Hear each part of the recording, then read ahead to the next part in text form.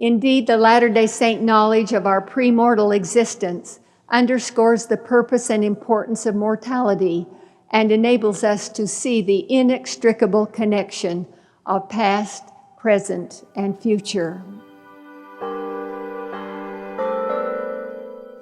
Members of the administration, fellow faculty, students, staff, and friends, I recognize the honor that it is for me to speak to you this morning, and I pray that the Spirit may attend us during this hour.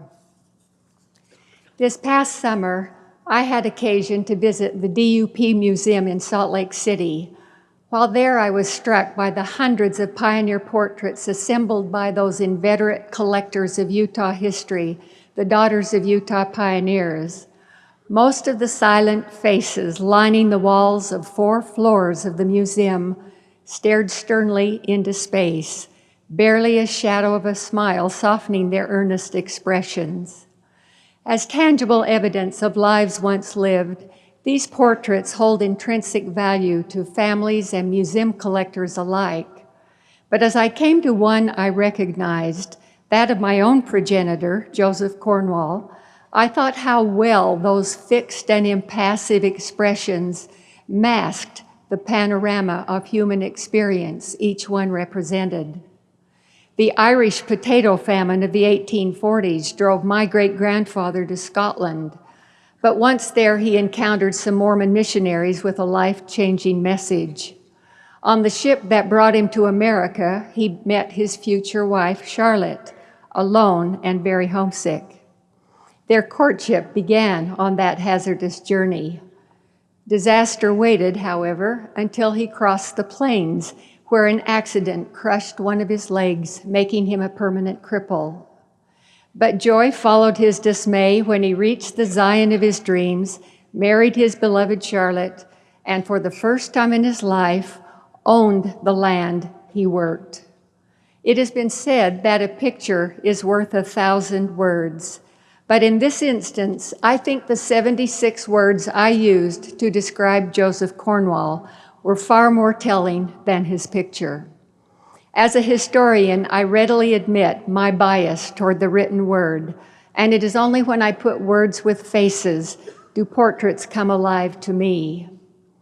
It is the life of ordinary people, like those represented in that gallery of faces, recorded in honest and compelling detail in their own writings, that is the stuff of history today. No longer is it concerned only with affairs of state, the economic, military, political, and diplomatic decisions made by men in power and based on the institutional documents they created. Interest in the way all people lived in the past, their interactions with each other, the tasks and relationships that made up their everyday lives, has challenged the traditional emphasis on power structures and institutions as a focus of historical research. This interest developed from the rise of movements by the historically disfranchised to claim a place in American society and a page in the history books. Women and racial and ethnic groups particularly have always been marginal, if not ignored, in the more traditional histories of our nation. But their entry into the field as scholars of their own histories has democratized the profession and disrupted the familiar pattern of knowledge, moving us to a new order of understanding. New configurations of historical evidence and new interpretations are emerging as historians bring all elements of human existence within the scope of their inquiry. Many old assumptions are no longer valid, and we have come to acknowledge that the social politics we struggle with today have their genesis in the inequities of yesterday. More important, however, is that this broadened base of historical scholarship and retrieval of neglected lives has returned history to people long dispossessed of their past. And living without a past, columnist George Will once wrote, is a heavy burden. For individuals, he said, deprivation of a collective past is death of the spirit. In recent decades, historians engaged in the recovery of women's historical experience, the field in which I study, have mined the rich veins of women's records long dormant in archives across the nation. The discovery from these records of women's participation in the major movements in American history, such as industrialization, progressivism, or abolitionism, has altered traditional emphases and conclusions about these social forces and enlarged our knowledge of their impact on people and communities. The century-long struggle of women to gain legal equity and political equality, to obtain opportunities for education and economic self-reliance, as well as their ubiquitous efforts to address social welfare and community needs, are all stories formerly excluded but integral to what we call American history. Moreover, they are fascinating accounts which introduce a whole roster of intelligent, capable, articulate, and imaginative women into the pantheon of American heroes. We women today are their heirs, beneficiaries of their convictions and the courage to turn them into reality. If one is left a legacy from an unknown source, there is usually a natural curiosity to know the identity of that source and to discover the connections that have linked them together. This kind of curiosity has driven the interest in women's historians to connect with their own past and to write the missing pages of history. They are not like physicians dispassionately dissecting the corpse of history. They are both intellectually and emotionally connected to their task. As women, our lives have been shaped by our collective history. It has given us a usable past, a frame of reference in which we can better understand ourselves and our own personal histories. To be deprived of that past is indeed a loss of an enriching and motivating spirit. Recognition of the neglect of women in historical writing is not a contemporary phenomenon. More than 100 years ago, Emiline B. Wells, editor of the Woman's Exponent, a Mormon women's newspaper founded in 1872, noted that history tells us very little about women. One would suppose their lives were insignificant and their opinions worthless. Volumes of unwritten history yet remain. Emiline turned the Woman's Exponent, which she edited for 37 of its 42 years, into a repository of Mormon women's history. For all those years, it was the public voice of Latter-day Saint women.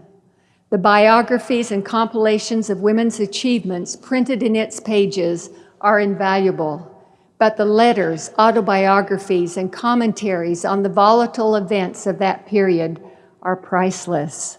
They give us entree into the little-known but vivid world of our Latter-day Saint foremothers.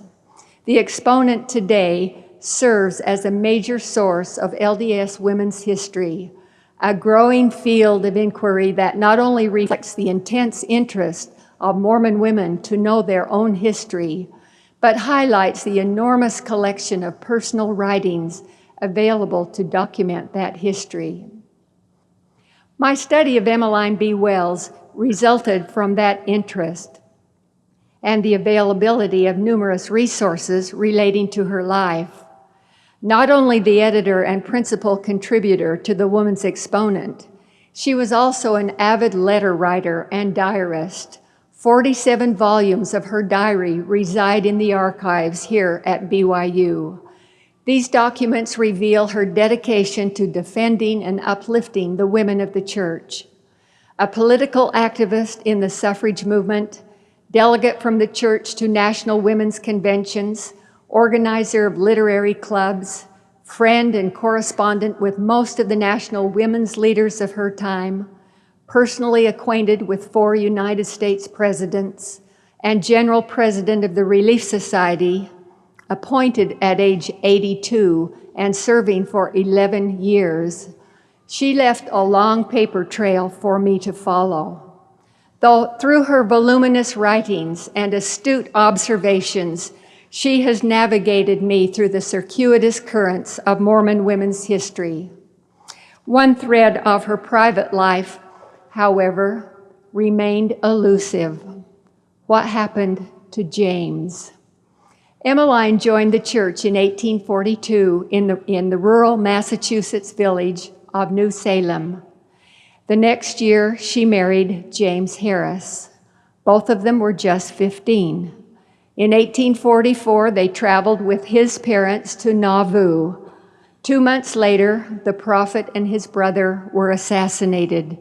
And soon after that, the elder Harrises, Elias and Lucy, left the church. They urged James and Emiline, with their newborn son Eugene, to return with them to Massachusetts, but the young couple refused. When Emiline and James also refused to allow James's parents to take the baby with them to give it a more stable life, the Harrises left Nauvoo alone, leaving ill feelings behind. The baby unfortunately died soon afterwards, and James, unable to find any satisfactory work in Nauvoo, took a boat to St. Louis, promising to return for the bereaved Emiline as soon as he was settled. Alone in Nauvoo, Emiline found a place to stay with the Aaron Johnson family, waiting day after day for word from James. I hope soon, very soon, to see him and hear words of love and affection, she wrote in her diary. But those words never came. Emiline carried the heartache of his desertion throughout her life, and I assumed this chapter of her life was closed. And then, in one of those cases of pure serendipity, a diary came into my hands which had not been deposited in the archives. In it, Emiline recorded her return to New England 40 years after leaving it. Besides giving me details about her early life in New England as she revisited the scenes of her girlhood, the diary picked up the thread of the James Harris mystery. While in New Salem, Emiline visited her former mother-in-law, Lucy Harris, now Mrs. Blackenton. The visit was cordial, if awkward, but it reconnected the two women and opened the door for another visit to the Blackenton home a few years later, after Lucy's death. While there the second time, Emiline came across a packet of letters. They were from James, addressed to her, written before his death at sea. His mother had never forwarded them. Emiline drove directly from the house to Lucy's grave, and in the words of her sister and niece who were with her, the diminutive Emiline raised her arms to heaven and called down a curse upon her mother-in-law that made us tremble, and no doubt caused the wicked one to writhe in her shroud. What am I to do with such a story? That was startling behavior, to say the least, for this earnest, devoted Latter-day Saint woman. Here was an incident that did not fit neatly into the pattern I thought I had discerned of Emiline's life. In all the tragedies, difficulties, and disappointments that wove themselves into that pattern, all of them signal opportunities for similar emotional outbursts. I wondered why this was the one that allowed it to emerge. The incongruity of her action was enormous. Perhaps the story was apocryphal, merely family legend, I reasoned. But in questioning its validity, I realized I was exposing my own expectations and judging the incident by those standards. Historians, unfortunately, cannot totally dismiss their own orientations or preconceptions. They see the past from the perspective of their own historical horizons. The challenge, as German philosopher Hans Gadamer has noted, is how to fuse their horizons or worldviews with that of the era they are studying. thus minimizing, if not wholly erasing, the tension between the historian and the texts of the past. We are always affected by what is nearest to us, Gadamer wrote, and hence approach under its influence the testimony of the past. It is constantly necessary, he cautioned, to inhibit the over-hasty assimilation of the past to our own expectations of meaning. Only then will we be able to listen to the past in a way that enables it to make its own meaning heard. By listening intently and holding in check our own biases and orientations, we can become better writers and readers of history. As mediators of the past and present, then, historians bear a heavy ethical responsibility to be honest with the past. They do not all hear the same meaning from the documents, but it is the effort to hear that meaning as clearly as they are able and to transmit it as honestly and effectively as possible that makes the study of history so consistently challenging and exciting. The key to unlocking the vast wealth of human experience still waiting to be explored is the personal narrative, the diaries, letters, reminiscences, and stories of ordinary people. In them, as author and Professor William Mulder once noted, we find something of the daily living and dying of men and women, both weak and valiant. Their story is not epic, except as life and many days together give it sweep. It is the sweep of daily existence, the great movement that is the result of countless little movements. Pulitzer Prize winner Laurel Ulrich demonstrates in her book, A Midwife's Tale, how a single diary can be the historical centerpiece in reconstructing a life, a community, and an era, skillfully weaving together with other available sources the daily jottings from the diary of Martha Ballard, a common midwife in post-revolutionary America. Professor Ulrich demonstrates her understanding of the social order of the period and transports the reader into another time, another place, another world. It is not the world of constitution writing and diplomatic negotiating, but the world of those most vulnerable to those acts of state. While public records are passive and cold, personal writings are alive with action, mood, and emotion. Statistical records, for example, tell us that the Nauvoo Temple was built of high-quality limestone, that it measured 128 by 88 feet, had several floors, cost more than $1 million, that 5,600 saints received their endowments there, that it was formally dedicated in May 1846, and that it burned in 1848. But the spirit of that beloved building, its power and promises, are in the writings of the people who experienced it. Sarah Pippin Jolly wrote of the hardship her family endured when her husband and sons were enlisted to give their full time to its construction. But she added, "It was good. I don't complain. I had the privilege of going through the temple with my husband, so I am paid for all my trouble." Widow Elizabeth Kirby helps us realize how deep was the commitment to give one's all to its completion. "I gave my husband's watch," she wrote, "which I could hardly bear to part with, but I gave it to help build the temple and everything else I could possibly spare, and the last few dollars that I had in the world, which altogether amounted to nearly $50. And Sarah DeArmond Rich drew strength from its spiritual power as she left Nauvoo with her young family in 1846.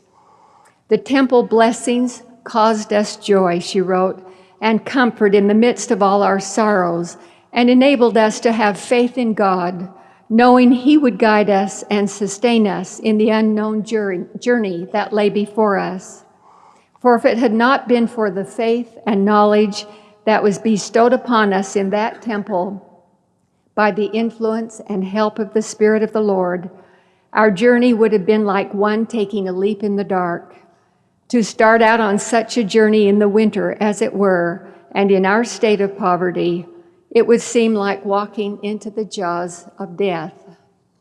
In reading these accounts, the spirit of the past, as George Will noted, can touch us, and if we are open to it, we find our own temple experience enhanced by it. It is from these private writings that we come to understand the impact of large social forces and decisions on the lives of the people subject to them.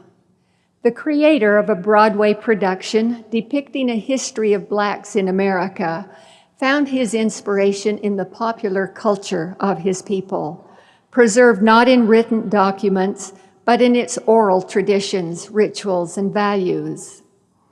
If you look inside it, he wrote, you can find all kinds of secrets and truths and rhythms of a time period. I'm fascinated, he continued, by bold movements and how very large decisions made by people in power have an impact on the personal dynamics of human beings, the human complexities that come into play when history makes bold shifts. While historians use words, he used dance in a powerful and moving way to convey his understanding of his people through time and their emotional and psychological responses to the forces that shaped their lives. Mormon history also comes alive through the human responses to the large decisions and bold movements of that history. The decision to take the gospel to foreign lands less than a decade after the church was organized, the westward movement to establish Zion in a safe place, and the religious, political, and economic accommodations made to preserve the institution of the church when the federal government almost destroyed it, were just some of the bold organizational shifts to which the saints were subject. The human dimension of these transforming events emerges from the diaries and recollections of the men and women who experienced them. The decision to move west, for example, triggered tremendous spiritual, emotional, and physical struggles among the saints. When Louisa Barnes Pratt heard the announcement that Nauvoo was to be abandoned, this young mother of 4 daughters, whose missionary husband labored far away in Tahiti, was devastated. This was a major shift that few were expecting as they watched the temple, surely a sign of permanence, they thought, nearing completion. The news fell on my ear like the funeral knell of all departed joys, Louisa lamented. What could I do, I thought, with my little means and my helpless family in launching out into the howling wilderness? I had no male relative to take charge of my affairs. I was almost in despair when I reflected on the burden I had to bear and my companion on the opposite side of the globe. But in a brighter moment, this feisty woman declared, I will show them what I can do. And that she did, safely conveying her children, her possessions, and herself all the way to Utah on her own. She was an ordinary Mormon, little known beyond her own circle, but her story, like that of so many other ordinary people, is compelling. Their responses to such uprootings not only show the human face of major institutional decisions in our church history, but they are the human dimension of our collective past, the connective threads that bind us to our history. And as much as any of our doctrines, our history defines us as Latter-day Saints.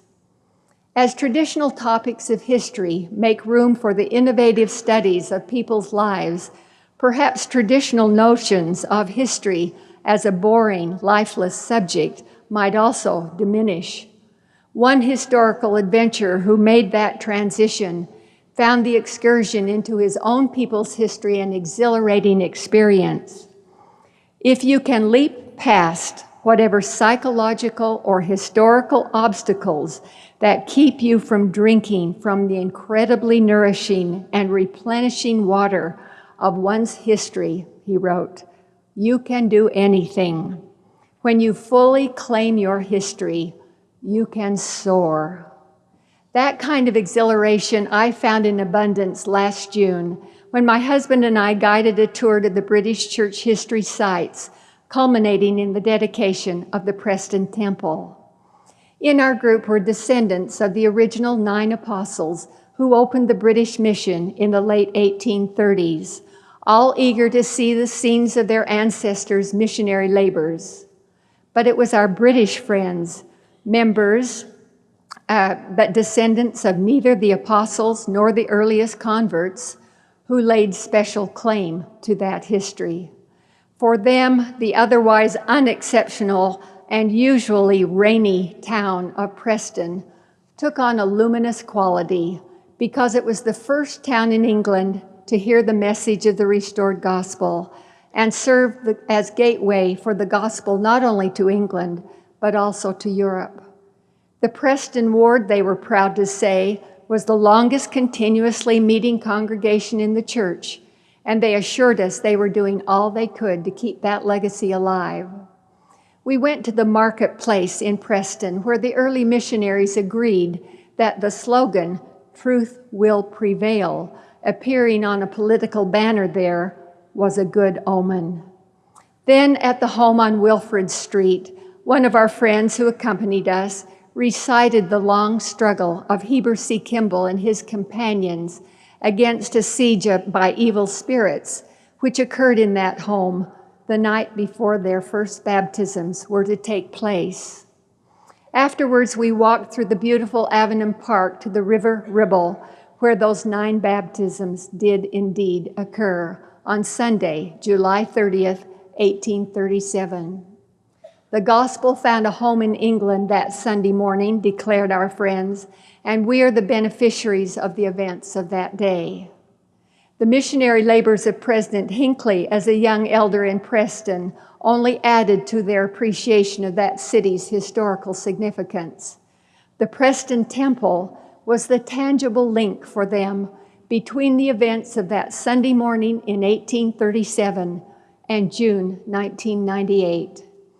As one who frequently draws from our history when he speaks to the saints, President Hinckley noted at the dedication that it was historically as well as spiritually fitting that a temple should be built there.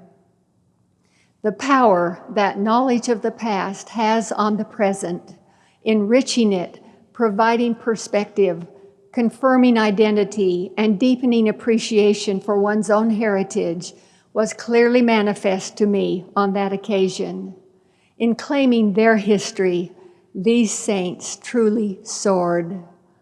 Besides events of importance to our lives, history also introduces us to a host of people once living whose influence can be as direct and forceful as that of any of our contemporaries. Biographer Thomas Mallon suggested that one cannot read a diary and feel unacquainted with its writer. Life writings, he added, in a twist on the book of John, are the flesh made word. In making the acquaintance of past lives through their words, however, the historian often encounters the imperfections, the inexplicable, and the unresolvable paradoxes that are so much a part of the human condition. Some historians are drawn to the underside of human actions and to institutional inconsistencies. Certainly, historians must be responsive to the particulars of the story they are telling. But they are also responsible for the whole story, the broad pattern that emerges when all the evidence is considered. This lesson came to me in a powerful way when I wrote Journey to Zion. The many trail journals I read in preparing this volume were written at a time of unrelieved stress by men and women whose lives were dramatically uprooted by conversion and the call to gather. They recorded their disagreements, their frustrations, their disappointments, and their tragedies. But they also recorded their irrevocable faith. The cumulative effect of such testimony, expressed in diary after diary, simply overwhelmed me. In the midst of the most trying of circumstances, they could write, like British convert Ellen Douglas, "I, for one, feel to rejoice and to praise my God that he ever sent the elders of Israel to England and that he ever gave me a heart to believe them." As they struggled through the dark days at winter quarters, they could bear witness to non-believing relatives with the strength of Phoebe Chase's testimony. The Lord has blessed us in obeying his command in gathering with the saints and helping on the work of the latter day, which you think is not the work of the Lord. But my children, it is the work of the Lord, for no man ever could bring about so great and marvelous a work. I cannot adequately describe the impact of those testimonies on my own. They made my spirit soar. Like our books of Scripture, they read like sacred texts and are a latter-day testament of God's dealings with his covenant people. As Alma said of the sacred records in his keeping, it is wisdom in God that these things should be preserved. For behold, they have enlarged the memory of this people and brought them to the knowledge of our God unto the salvation of our souls. It has been wisdom that these latter-day records have been preserved. We can claim them as our own sacred history. In collapsing the academic distance between themselves and their subjects, historians allow the documents of the past to speak to their spirit as well as to their intellect, often creating a reciprocal bond between themselves and the text. I do not have to suspend belief when I read Elizabeth Ann Whitney's account of the spiritual manifestation that led to her conversion. As a seeker for religious truth, she prayed with all the force of her soul, and one night she seemed to be surrounded by a luminous cloud from which she heard the words, "Prepare to receive the word of the Lord, for it is coming." She was not surprised when within months, Parley P. Pratt brought her the message of the gospel, which she immediately witnessed as the truth she had been seeking.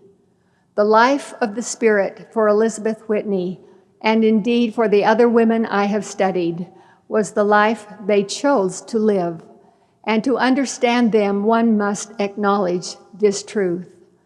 Emmeline Wells's feeling of kinship with the women who made up her Mormon world resonated clearly to me. They were more than friends to her, she wrote, because our faith and work are so in tune with our everyday lives. Whether history answers a desire to connect with something or someone beyond our own time and place, or satisfies our curiosity about times outside our own realm of experience, it gives us all a sense of belonging to the human family and shows us our place in the chain of human events. It helps us to know who we are.